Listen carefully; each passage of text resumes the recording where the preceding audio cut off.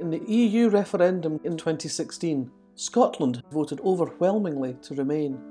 Scotland's decision was clear and united. Every single council district voted to stay in the EU. But Scotland's rejection of Brexit made no difference. 2 years ago, we were wrenched out of the EU regardless. 3, 2, 1. This is the greatest moment in the modern history of our great nation. Brexit shone a stark light on the lie we were told ahead of our 2014 independence referendum. Then, the Westminster government stressed repeatedly that the only way to stay in the EU was to stay in the UK.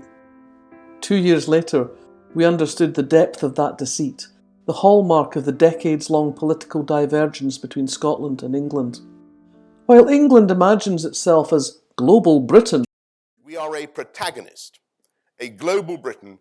Our range is not confined to the immediate European hinterland. Scotland understands the power of small nations working together.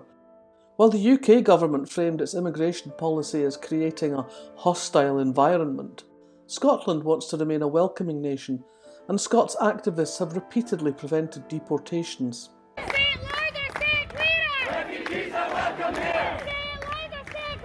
Refugees are welcome here! The Scottish Government has always spoken out against Brexit and in solidarity with EU citizens that have chosen Scotland as their home.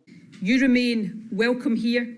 Scotland is your home and your contribution is valued. Scotland's governing SNP and the Scottish Green Party seek not just independence, but want Scotland to rejoin the EU, goals that gave them their largest ever share of votes and parliamentary seats in the Scottish elections in May. Yet not all Scots feel reassured that Scotland would be welcomed back in the EU.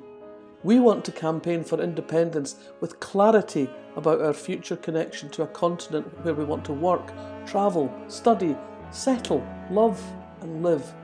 Therefore, we are asking EU institutions to take a stand and give Scotland the assurance we need, the assurance that we would be welcomed back. Please remember this. Scotland did not let you down. Please, I beg you, chers collègues, do not let Scotland down now. European civil society is already leading the way. Last year, Europe for Scotland published an open letter to EU leaders, signed by leading academics and many of my fellow writers from all across Europe, including Elena Ferrante, Daniel Kehlmann and Colm Tobin. My colleagues Ian McEwan and Philip Pullman were among many signatories from England. I believe they signed the letter not only from solidarity with us Scots, but also because they hope the end of Brexit will begin in Scotland. Those distinguished signatories have already been joined by thousands of other EU citizens.